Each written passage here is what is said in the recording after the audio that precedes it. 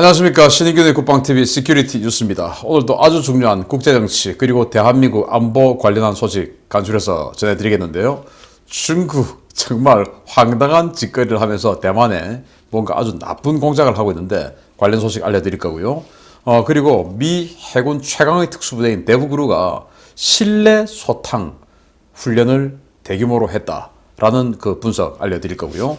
보신 바와 같이 우리 정부가 또 입만 열면 거짓말 알려드리겠습니다. 지난해 우리나라에서 몇 차례 논란이 되었던 서해안 밀입국 보트 사건과 유사한 사건이 대만에서 발생했습니다. 중국이 새로운 전술을 시도하고 있는 것이라는 전문가 분석이 나왔습니다. 지난달 30일 혼자 고무보트를 타고 대만 해협을 건너온 중국인의 정체에 대해 대만에서 논란이 확산되고 있는 가운데 이 귀순이 위장이며 중국이 새로운 전술을 시도하고 있을 가능성이 높다고 에포크타임즈 탕하오 선임 기자가 5월 10일 문제를 제기했습니다. 탕 기자는 대만 관계당국이 의심하고 있는 사안들을 나열하며 이 귀순자가 실제로는 귀순자가 아닐 가능성이 높다는 의혹을 제기했는데요. 대만 해군과 경찰이 밝힌 귀순 당시 상황에서 석연치 않은 내용들이 너무 많이 발견되고 있습니다.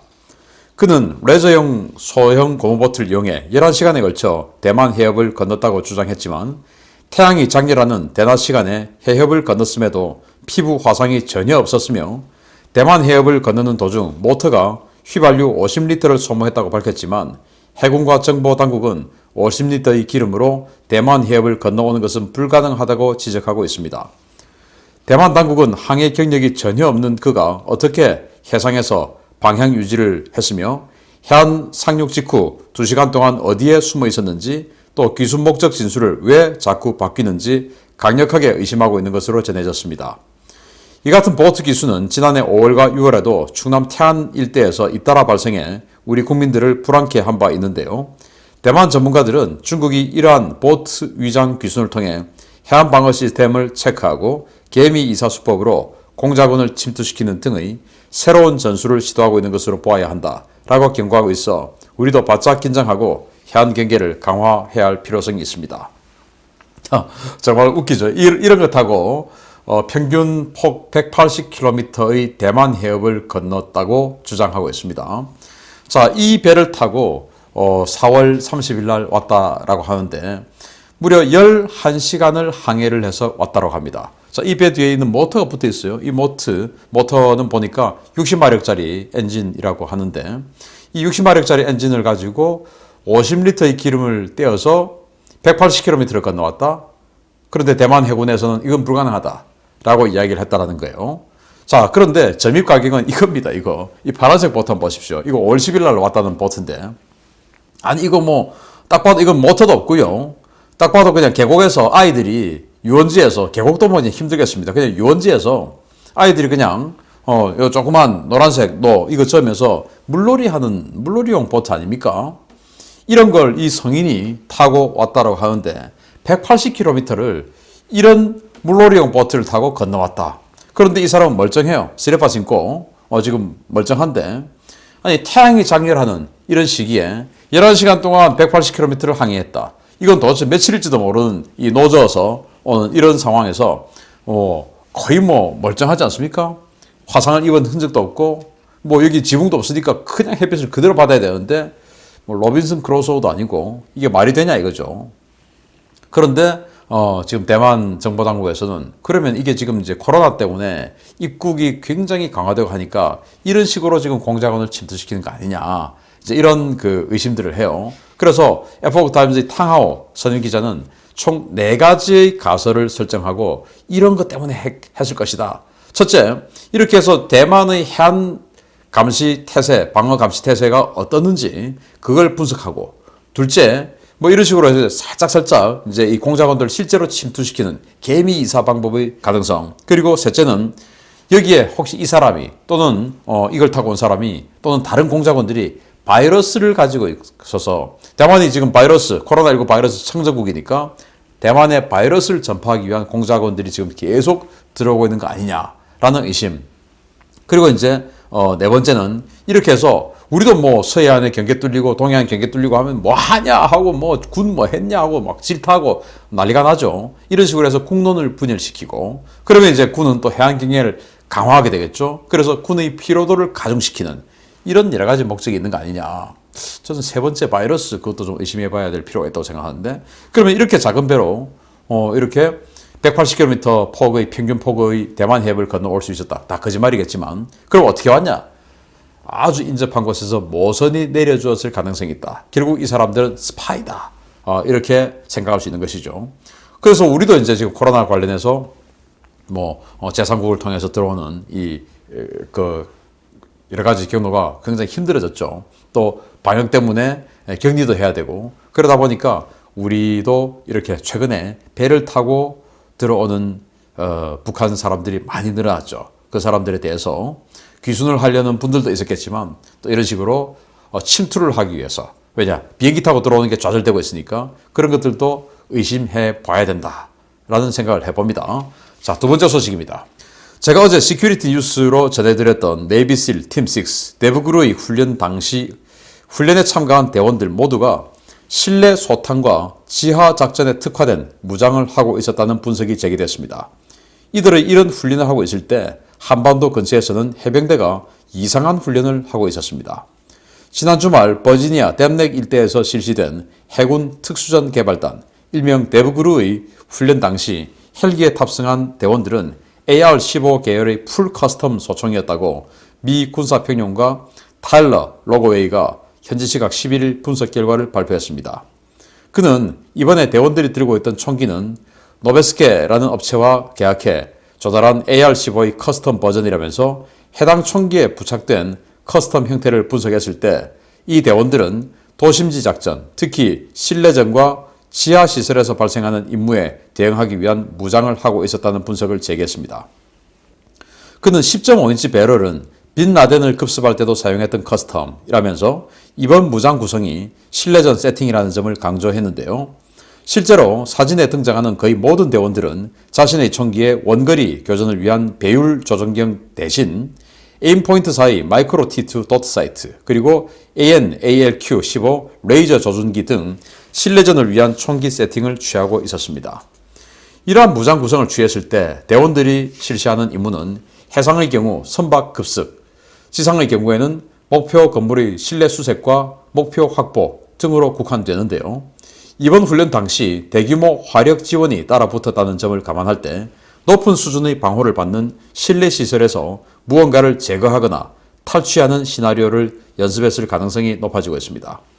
한편 한반도 근처에서는 미 해병대 제31 해병 원정대가 제265 해병 중형 헬기 비행대 소속의 CH-53E 헬기와 함께 작전 지역에서 중량급 화물을 슬링해 이탈하는 훈련을 실시하고 같은 기간 31 해병 원정대를 지원하는 제3 해병 전투 군수연대가 화생방 오염 지역에서의 대응 절차를 훈련하는 등 바쁘게 움직였는데요. 최근 발생하고 있는 일련의 움직임들은 2017년 위기, 즉 화용과 분노 시절의 때와 유사한 동향들이어서 예의주시할 필요가 있어 보입니다. 제가 어제 시큐리티 뉴스를 통해서 여러분들께 보여드렸는데 이 오사마 빈 라덴을 잡았던 그 넵튠 스피어 작전, 그 대원들이 바로 대부그루죠. 네이비실의 최강팀이 바로 팀6 대부그루인데 그 대부그루들이 아주 대량으로 동원되어서 큰 작전을 훈련을 했습니다. 그런데 이제 미국의 군사평론가가 이 사진을 또 확대해가지고 이 사람들이 당시 들고 있었던 총을 가지고 그럼 도대체 이렇게 큰 규모의 훈련을 했는데, 작전을 했는데 이게 도대체 뭐냐? 총을 보고 분석을 했던 것이죠. 그래서 총을 봤더니 결국 이건 실내 소탕전이다. 지하시설에 들어가는 거다.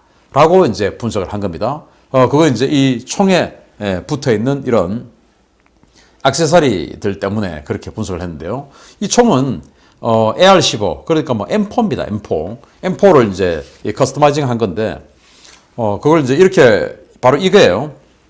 여기 보시면 조준경이 붙어 있어요. 조준경이 붙어 있는데, 저 원거리 사격을 하려면 2배율, 3배율 이런 배율 조준경이 붙어 있어야 원거리에서 사격 성공률을 더 높일 수가 있죠. 그런데 여기는 지금 좀 짧죠. 당연히 배율 조준기 아니고 그냥 렌즈만 붙어 있어요. 아주 신속하게 예전처럼 뭐 가늠쇠, 가늠자 이렇게 해서 보는 게 아니고 요즘 뭐 그냥 렌즈를 딱 해서 바로 들이대면 이 렌즈에 십자선이 딱 있습니다. 그 십자선에 딱 갖다 대면 바로 그냥 사격할 수 있게끔 되어 있거든요. 그래서 아주 신속하고 정확하게 사격할 수 있는 이 조준경이 장착이 되어 있고, 그래서 원거리 사격이 아니다 이거죠. 그리고 여기 소음기가 붙어 있습니다. 그래서 소음기가 붙었다라고 하는 것은 실내다 이거죠. 실내. 예를 들어서 원거리 교전을 하려고 하면은 소음기를 붙이면 안 돼요. 왜냐? 이 소음기로 인해서 탄속에 제한을 받습니다. 소음기 때문에 그 마찰 때문에 탄이 이제 총알이 처음에 튀어나가면서 일단 에너지를 상실한 상태에서 뛰쳐나가게 되기 때문에 멀리 있는 적을 살상하기 힘듭니다. 소음기를 붙이면. 그래서 소음기는 단거리 교전할 때 소음기를 갖다 붙이죠. 그래서 단거리 교전을 위한 소음기를 갖다 붙였고, 그리고 여기 보시면 레이저 표적 지시기가 붙어 있어요. 그래서 이제 빨간 이 레드 닷을 딱 이제 찍는데, 뭐 영화 많이 보셨지 않습니까? 실내 들어가면 이제 빨간 점들이 막 움직이죠. 그래서 빨간 점 딱 갖다 붙으면 그냥 바로 쏴버리는 이런 레이저 조사기. 이런 것들을 봤을 때 이건 실내 소탕전으로밖에 볼 수 없다라고 분석을 했어요. 그래서 이제 그러면 이렇게 대규모로 대북으로들이 실내 소탕전 할 때는 어디냐?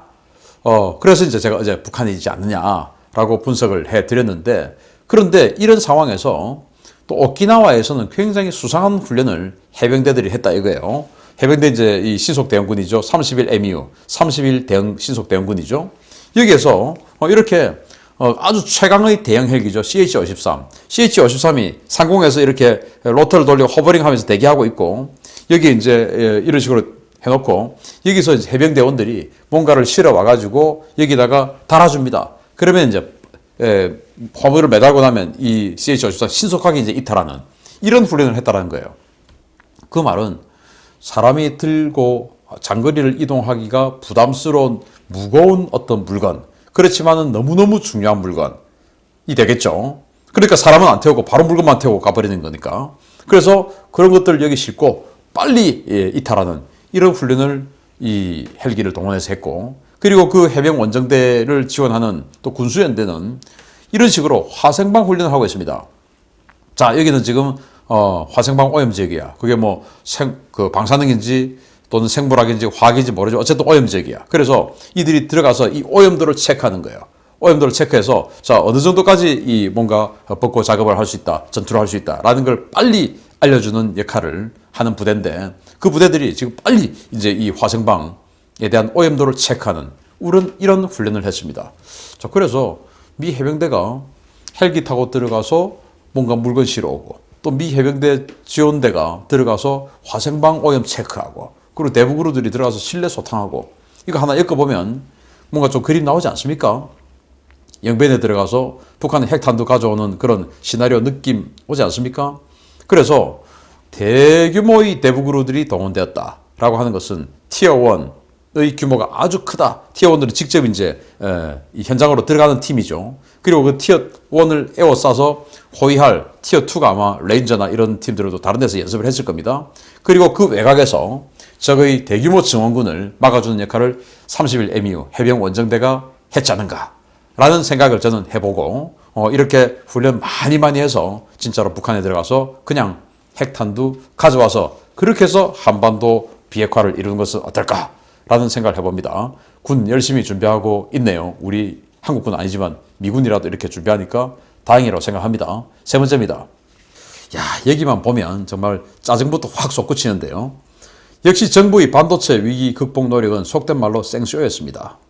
정부 여당이 TF까지 만들어가며 대대적으로 선전했던 반도체 위기 극복 정책이 실제로는 민간의 책임을 떠넘기는 거짓말로 드러났습니다.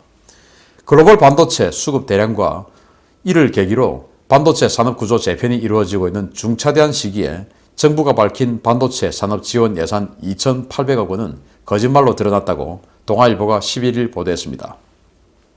이에 앞서 더불어민주당은 삼성전자 출신 양향자 의원을 내세워 반도체 TF를 만드는가 하면, 문재인은 취임 4주년 특별연설에서 국익의 관점에서 국가 전략산업으로 전방위적인 지원을 강화해 나가겠다라고 주장했고, 6일에도 홍남기 경제부총리 겸 기획재정부 장관도 올해 2,800억 원을 신규 조성에 지원하겠다라며 반도체 산업 살리기에 당정청이 합심해서 총력전을 펴고 있다고 선전했습니다. 그러나 정부가 조성하겠다고 밝힌 2,800억 원 중 2,300억 원은 민간 공모 펀드였고 지원 대상 기업인 삼성전자와 SK하이닉스에게 그 공모 펀드 출자금을 요구하는, 즉 지원받을 대상에게 지원금을 갈취하는 어처구니 없는 구조인 것으로 확인됐습니다. 미국은 반도체 대란이 발생하자 올해 부처별로 많게는 16조 원의 예산을 투입하는가 하면 향후 8년간 56조 원에 달하는 직접 지원을 약속했고, 중국 역시 2025년까지 173조 원을 투자해 반도체 산업을 지원하겠다고 밝혔는데, 이러한 상황에서 한국 정부가 내놓은 예산 지원 규모는 500억 원에 불과해서 업계의 분노를 사고 있습니다. 정부는 이렇게 국민을 기만하며 이번 주에 이른바 K반도체 벨트 전략이라는 것을 발표할 계획인데요. 실체는 없고 허황된 거짓말로 국가 경제를 더욱더 파탄으로 몰아가는 이 정권, 국민이 심판해야 되겠습니다. 정말 뻔뻔스럽지 않습니까? 입만 열면 거짓말, 돌아서면 뒤통수 치는 이자들, 입거 돌뒤. 어떻게 이렇게 하루도 빠짐없이 입만 열면 거짓말을 하는지 모르겠습니다. 자, 미국은 56조, 중국은 173조 원을 반도체에 투자하겠답니다. 지금 반도체 때문에 자동차 공장이 안 돌아가는 등 어마어마한 대란이 일어나고 있으니까 이 상황에서 반도체 최고 오너는 감옥에 집어넣어놓고 뭔가 결심을 할 수 없게끔 만들어 놓은 상황에서 우리 반도체 산업을 지원하겠다라고 밝힌 2,800억 원. 정말 참 이런 미국이나 중국에 비하면 쥐꼬리만한 그런 돈인데, 어쨌든 그 지원하겠다고 해놓고 그것도 알고 보니까 동아일보의 보도에 따르면, 저는 이 보도를 보고 제 눈을 의심했습니다. 동아일보의 보도에 따르면 2,800억 원 중에 2,300억 원은 야 SK, 삼성 니들이 내. 아니 그 SK와 삼성에게 돈을 지원해 줘야 되는데 니들이 일단 내. 그러면 500억 원 더 줘서 2,800억 원 줄게. 이겁니다. 일단 외형적으로 뭔가 조금 수천억 원 단위는 좀 돼 보여야 폼이 좀 나니까. 그런데 그냥 줄 수는 없으니까 니들 500억 원 그거 받고 싶으면 돈 2,400원 일단 좀 내봐봐. 그럼 줄게. 야, 이거 얘들 뭡니까 도대체? 어떻게 이렇게 거짓말도 정말 국민들을 개돼지로 하는 것인지, 이런 거 거짓말이다 판단 못하는 국민들로 하는 것인지 정말 희한하지 않습니까? 이런데도 이들을 40%나 지원하고 있다는 게 정말 개돼지가 좀 있기는 있는 것 같기도 하다라는 그런 의심이 들기도 해요. 전 정말 믿고 싶지 않은데 이 말이 되는 소리입니까 이게? 그리고 어제 문재인이 직접 이야기했죠. 우리 형편에 우리는 돈을 직접 그렇게 많이 주고 입도선매를 할 수가 없었다 라고 하는데 100조 원의 추경을 집어넣었는데, 이 코로나 관련해서 100조 원, 2조 원만 거기서 냈으면은 모더나, 화이자 이렇게 사올 수 있었어요. 그런데 우리 형편에 라고 따위의 이야기를 하더니 여기는 우리 형편에 2,800억 원, 반도체 강국이라고 하면서 2,800억 원을 지원하고, 야 니들 그 중에서도 2,300억 원 80%는 니들 돈으로 내. 그런데 그냥 500억 원 줬다고 하면은 한마디로 폼 안 나니까 니들이 돈 한 2,400억 원 내. 그러면 500억 원 더 보태서 2,800억 원 줄게. 이것들이 사람이냐 진짜 짐승이냐. 아우 정말 입만 열면 거짓말하는, 돌아서면 뒤통수 치는 이 자들 반드시 심판해야 되겠습니다. 마치겠습니다. 감사합니다.